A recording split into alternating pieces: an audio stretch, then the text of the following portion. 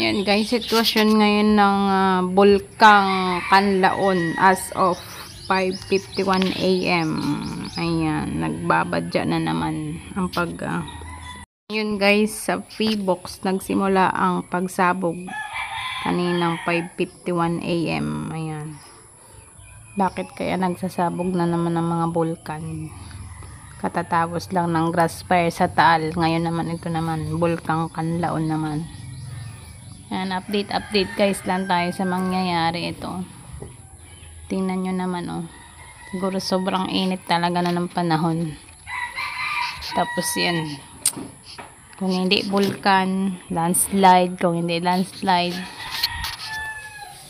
tayo apoy naman.